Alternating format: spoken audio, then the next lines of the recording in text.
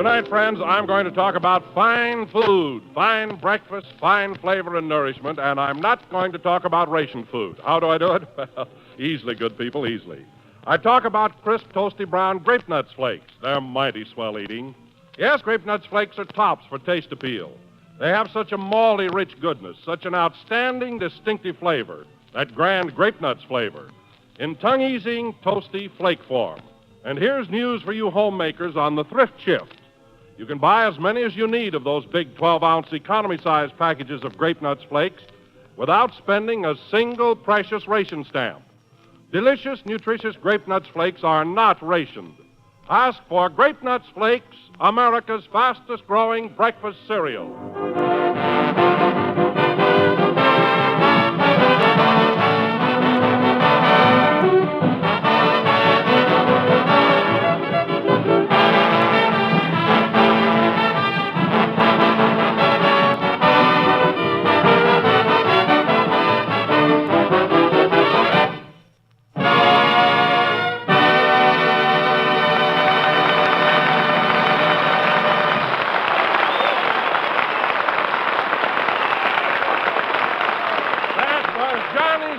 Played by the orchestra. And now, ladies and gentlemen, we bring you a man who lost $50 on Rochester's horse in the Kentucky Derby yesterday and took it like a man, it says here, Jack Benny.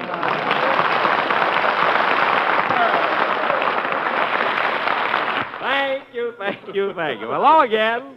This is Jack Benny, the gambler, talking. And, Don, I'll admit that I was a little disappointed when Rochester's horse came in last. But what really gets me is that I lost $50 and the whole race was over in 2 minutes. Well, what's that got to do with it? Losing $50 in 2 minutes, that's too fast. Why, several times in holdups, I've stretched it out to 10 minutes. You know, ad-lib with a guy while he's taking my shoe off. Anyway, the race is over. I lost $50, and heaven knows I wish I could forget it.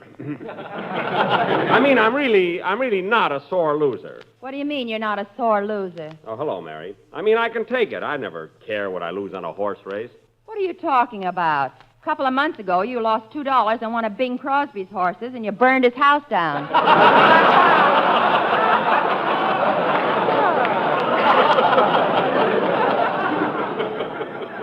I was in New York when Crosby's house burned down.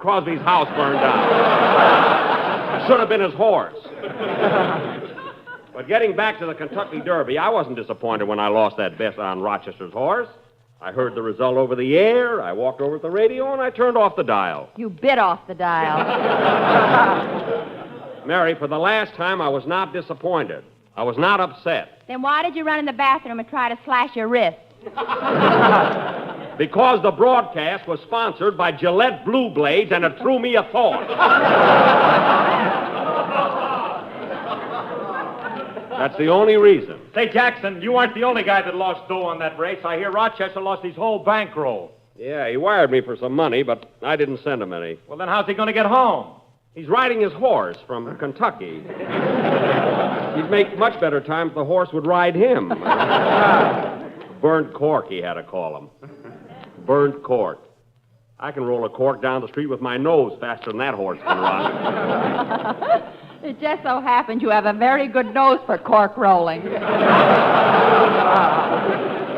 That's not the picture at all, sis. Stop giggling, you know. You want to know something, Jackson? I won $20 on Rochester's horse.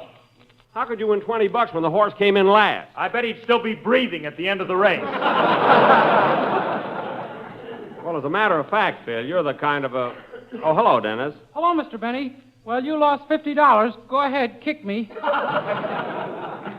Kick you? What for? It's right in my contract. When you're lonely, sad, and blue, I get it. Don't worry, kid. I'm not going to kick you. Okay, then I'll take this pie tin out of my pants. Well, I'll be darned. There's a pie in it.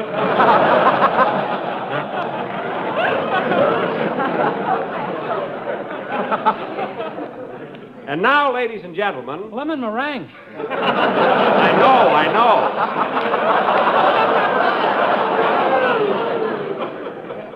Now, let's forget about the Derby and horse races and everything. We got a program to do. And now, ladies and gentlemen, for our feature attraction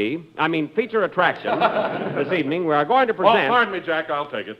And now, ladies and gentlemen, for our feature attraction this evening, we would like to show you what happened last week when Jack rented Eddie Cantor's house in Palm Springs. It seems that... Now, wait a minute, Don. Nobody's interested in that little episode in Palm Springs. I rented Cantor's house. I had a very pleasant week. I paid him for it. You what? I had a very pleasant week, so let's forget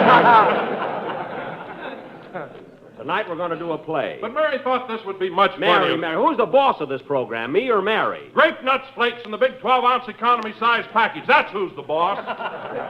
Well, if you're referring to General Foods, Don, we get along swell. Gosh, I remember old General Foods when he was just a yard bird. That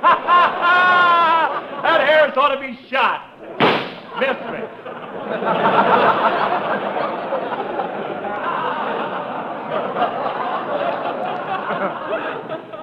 Mary, take my gun outside. There's no smoking in the studio. And now, ladies and gentlemen, as I started to say, for our feature attraction this evening, we are going to present a play. Now, Jack Benny, we're not having any play. Go ahead, Don. Tell everybody what happened to us at Palm Springs last week. Okay. Well, the whole thing started when Jack's doctor told him last Monday morning that the only way to really clear up his cold was to spend a week on the desert. On the desert. Big fat cactus. Jack and Mary had just left the doctor's office and were walking along Vine Street toward the Brown Derby, where Jack gets his toothpick.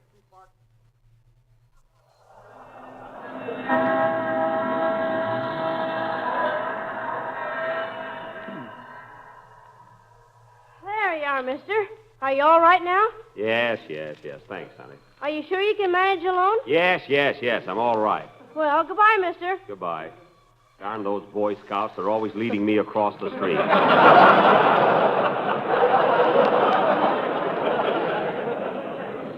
Not that old. Well, I'm starving, Jack. Let's drop in at the Brown Derby and get something to eat. I know a place right up the street from the Brown Derby that's terrific. Houlihan's Hot Doggery. I'm not going to that joint. What do you mean, joint? Everybody goes there. Look at their slogan, Burp with the movie star. Darn this cold. Imagine my doctor telling me the only way to get over it is to go to Palm Springs. Now I have to buy a tent. A what? A tent. Did it ever occur to you to stop at a hotel? I don't know anybody staying at a hotel in Palm Springs. I mean, get a room of your own, a place where you can have both ends of the towel. Oh, I might have to at that. Well, here's Houlihan's Hot Doggery. Let's go in. Hello, Houlihan. How about something to eat? Did you make a reservation?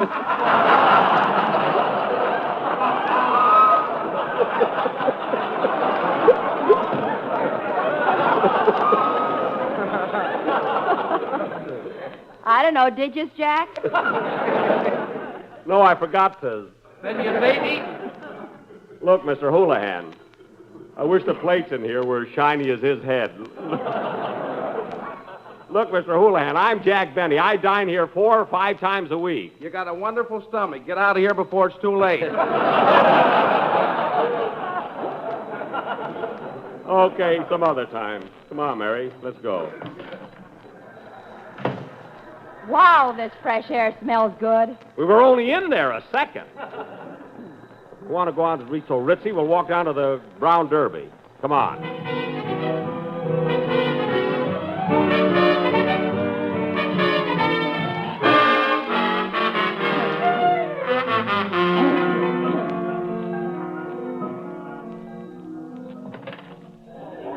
All for Lou Pollock.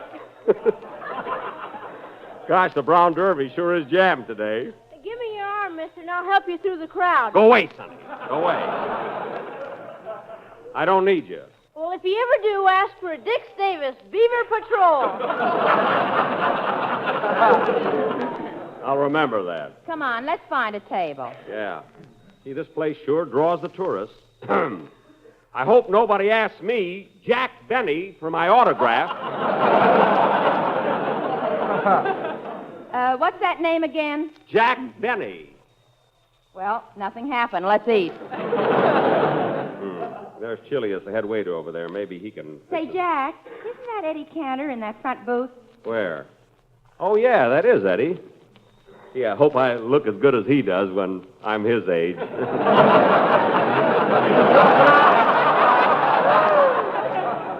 Yes, sir. See, I just thought of something, Jack. Eddie's got a house in Palm Springs. Maybe you can rent it from him. Rent Cantor's house? What do you mean rent it? He's a friend of mine. He'll give it to me. Let's sit with him. Hello, Eddie. How are you? Well, Jack, Mary, come on, sit down.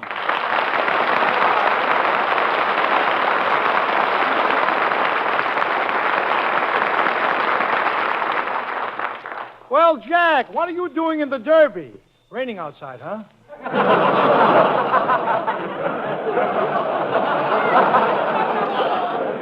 No. It was Mary's idea. I haven't seen you in a long time, Jack. You look marvelous. Well, thanks, Eddie. Thanks. I've been pretty sick, you know. Well, sick or not, I hope I look as good as you do when I'm your age.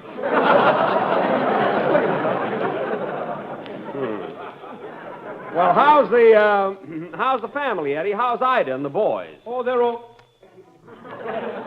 Boys? What are boys? Jack, my kids are girls. You're thinking of Crosby. Crosby? Yeah, remember I burned his house down for you when you were in New York?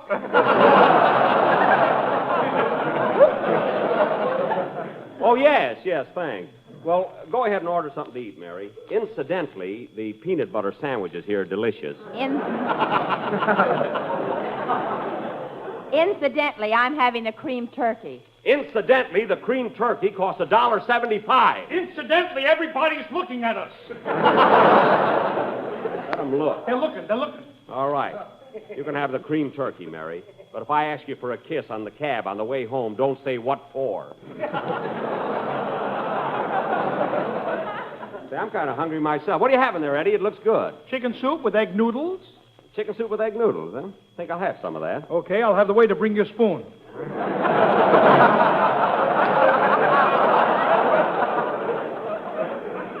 No, I mean I'll order some. A bowl for myself. They haven't got it today. I brought this one from home. Oh, spoon, waiter, spoon. What for? I want a spoon to eat chicken soup with my friend here. He brought his own spoon. Look, I came unprepared. Give me a spoon. Here you are. Thanks. And waiter, bring me an order of cream turkey. At last, a sale in this booth. I can't believe it. Red guy. Gee, this soup looks good. Yeah, let's start. 1, 2. You know, Eddie, I'm sure glad Boy, this is hot. You know, Eddie, I'm sure glad Eddie, would you mind eating with your left hand and putting your right arm around my shoulder? I'm too far from the bowl. Is this better, Jack? Eh? Oh, I'm sorry. My elbow's in your ear. Yeah, we got to think of something else. Well, why don't you put your right hand through my left sleeve, and then we can both dip at the same time, huh? No, then we'd have to cut a hole in your coat. Well, that won't work. Why don't you put the bowl on my head and eat piggyback?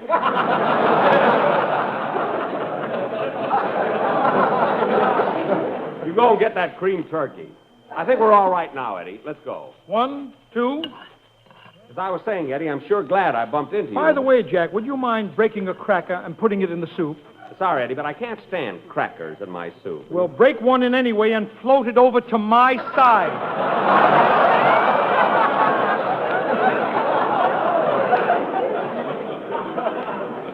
Okay. There.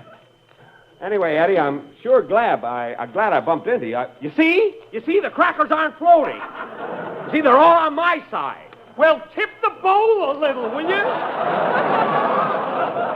Oh, yeah. Get ready, Eddie. Yeah, I can hardly make that. Get ready, Eddie. Forward, soup. Say, Mary, while you're waiting, why don't you get a spoon and join us? Don't bring guests. It's crowded enough. What do you think, this is the Hollywood Bowl? Well, it's so delicious, I thought... Whoop, hold it there, Eddie. What's the matter? That noodle is mine. Most of it is on my spoon. Now, give me that noodle. Oh, no, you don't. Let go of that noodle. You let go. What are you laughing at? You look like two robins with a worm. Well, I've had enough anyway. Here's your cream turkey, miss. Thank you. Do you want 3 forks with it, or are the boys sitting this one out? Don't be so smart. Well, I've been trying to say, Eddie, I'm sure glad I bumped into you. You know, I'm going to Palm Springs for a few days, and I thought maybe you'd like to join me. I thought maybe we could get a room together in a hotel. I don't think I can make it, Jack, but say, I'll tell you what. What? Tell me what? What? Well, no, I don't think you'd like it. Yes, I would. Tell me, what were you going to say? Well, I happen to have a little house down there. Yeah. Why don't you stay there instead of a hotel? Well, that's darn nice of you, Eddie. What would you charge me for it? Oh, Jack, we're friends. We've known each other for years. Take the house for nothing. No, Eddie. Now, wait a minute. No, friendship is friendship. But I don't want to take advantage of it. Now, I insist on paying you for your house. Take it for nothing, please. I'll feel better. But, Eddie, I'll feel much better if you charge me something. No. Now, come on, cut it. Now, how much do you want for 1 week? 1 week? What is $300? I don't like swimming. And 4 bedrooms. I've had insomnia for 2 months. Now, Eddie, help me sleep. Cut that price. All right, you can have the house for $250. How's that? I'm still restless. Look, Eddie, give me the house for nothing. You'll feel better, like you said. All right, Jack Benny, I'll give you the house for nothing on one condition. What's that? Look, there are plenty of hotels in Palm Springs. Don't start a new one, will you, Jack? Don't worry, I won't. Well, thanks, Eddie. All right, you're welcome, Jack. So long. So long. I'll see you later.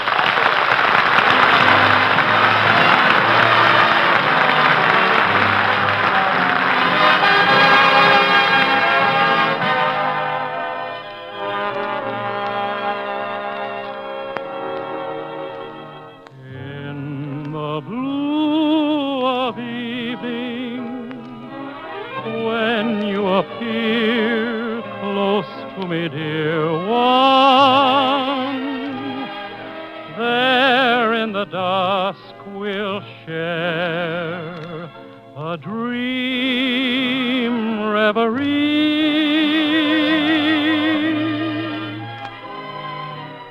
In the blue of evening, while crickets call and stars are falling, beneath a starlit sky, you'll come to me. In the shadows of the night we'll stand, I'll touch your hand, and then softly as your lovely eyes entreat our lips again, in the blue of evening, night winds above whispering, I love you. There we will find romance in the blue of evening. Our hearts are light through the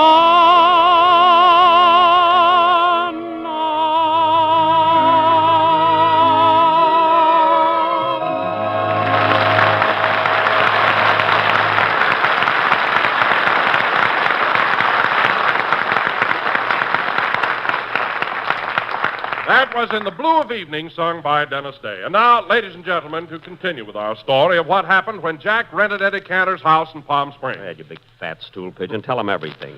Well, bright and early Tuesday morning, Jack, Mary, Dennis, Phil, and myself were out on Highway 99 hitchhiking our way to Palm Springs. Mary had no trouble stopping a truck. I use the old garter trick, folks. Yeah. And before many hours had passed, we had arrived at the Springs and were hiding in the bushes in front of Cantor's house. It seems that Jack thought it would be... Now, listen, everybody. You stay in the bushes here, and I'll go up and ring the doorbell. What do we have to stay here for, Mr. Benny? Not so loud, Dennis. If you think I'm going to spend 5 days in these hollyhocks, you're crazy. It'll only be for a few minutes. Once I get inside, you can all drop in casually. I don't want the caretaker to tell Cantor that I brought a whole gang with me. After all, you know how cheap he is. How cheap is he, expert? Phil, pull your head down and try to look like a hollyhock. I look more like a gladiola. Quiet. I worry about things. Dennis! Flowers should be smelled and not heard. Now remember, fellas, when I give the signal, come in casually, you know? Now, let's see. Where's the doorbell? Oh, here it is. We want Cantor. What a ham.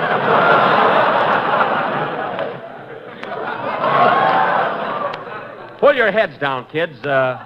Here comes somebody. Holy smoke, the house is haunted. How do you do?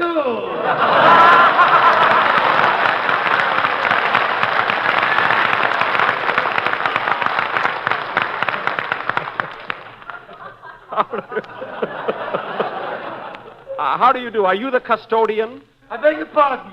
I said, are you the caretaker? No, you didn't. You said, are you the custodian? Well, custodian and caretaker are identical. They're synonyms. They're synonymous. You'd save time by ignoring me. Look, all I want to know is what do you do here? Eddie Camper pays me to stay here and keep burglars away. Burglars? Are there many burglars in Palm Springs? Only me. Oh, you're kidding. You wouldn't take anything. I wouldn't take anything. Have you got the correct time, please? Why, that's strange. I must have left my watch at home. Silly boy. Well, look, I'm Jack Benny. The feeling is mutual. What do you mean the feeling is mutual? I don't like you and you don't like me. Look, I'm Jack Benny. Mr. Cantor said I could use his house this week. You're Jack Benny? Yes, I'm Jack Benny. If I look like you when I reach your age, I shouldn't reach it.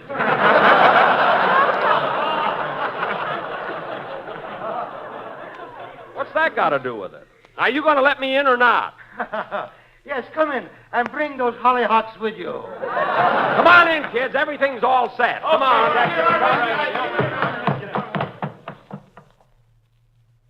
And so, ladies and gentlemen, we all took our luggage, went inside the house, and made ourselves comfortable. Jack, of course, took Eddie's room and started to unpack his bag. Let's see. I got my white flannels and my blazer. My parasol in case it gets too sunny here. And here's your bathing trunk. Thank you. Now, where's my... Oh, darn it. Now I won't be able to go in swimming. What's the matter? Did you forget your muscles? No, I forgot my water wings. What's the difference? You couldn't blow them up anyway. Cut that out. Hey, Jackson, Cantor's sure got a swell layout here. Look at all those pictures of movie stars on the wall. That's right, Phil. We're all up there. There's my picture over there. Where, Mr. Benny? Right there above the dresser. That's Gene Autry's horse. Oh, yes, the white mane fooled me. Although I gave Cantor a beautiful picture of myself. It must be around here someplace. Oh, Dennis, will you please put my razor and my toothbrush in the bathroom? Well, yes, sir. And Mary, put my cold cream on the dressing table, will you? Okay. Now, where did I put Oh, my... Mr. Benny! What is it, Dennis? I found your picture!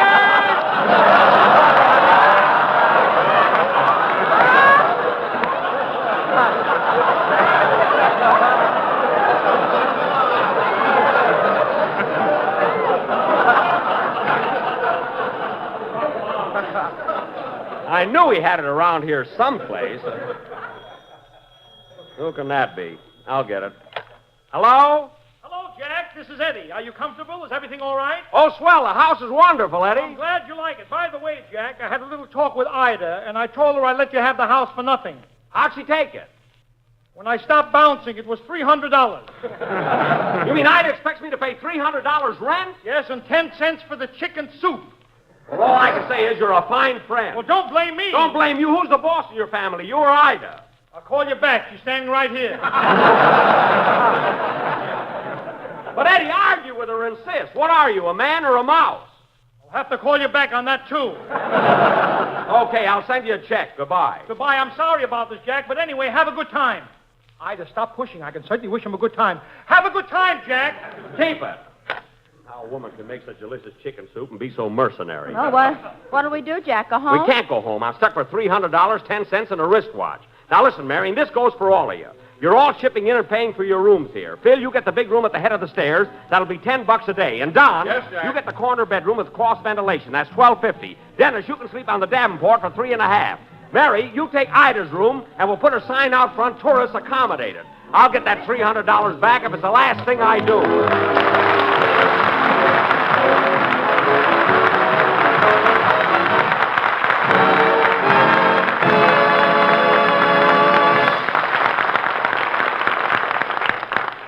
Well, Eddie, I want to thank you and Bert Gordon, the Mad Russian, for coming over here today.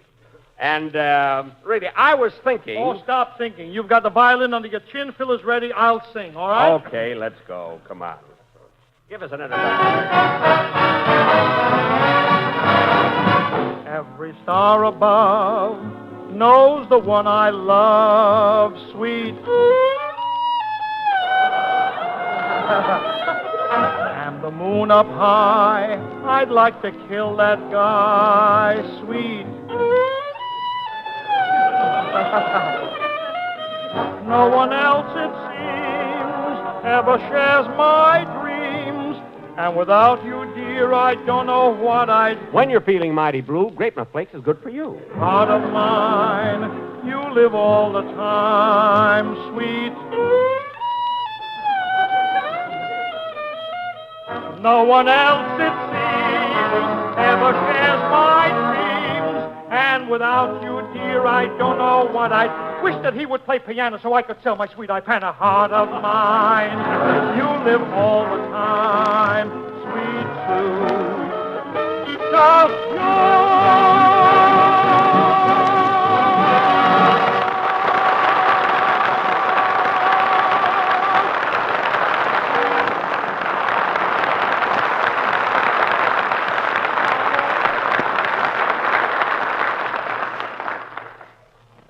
Ladies and gentlemen, do you know the slogan that will probably go ringing down the corridors of time when it comes to the history of better living? That's Uncle Sam's famous new slogan, the Basic Seven. The Basic Seven was created to ensure a better fed and hence more efficient America. Makes sense, doesn't it? Makes wise sense. So learn and live by the Basic Seven, the 7 groups of foods our government urges us to eat daily, including proteins, carbohydrates, fats, minerals, and vitamins, because these supply the energy and tissue-building material we need for all-around good health. Featured in the Basic Seven, you'll find whole-grain cereals such as crisp, toasty brown Grape Nuts Flakes. In Group 4, you'll find milk. In Group 3, fruit. Combine these, and here's one simple, inexpensive way to get well started on your daily Basic 7 food menu. Here's a breakfast, lunch, or supper combination that's mighty tempting and tasting, and more important, rich in essential food values. Remember, it doesn't take a single precious ration stamp to buy thrifty Grape Nuts Flakes.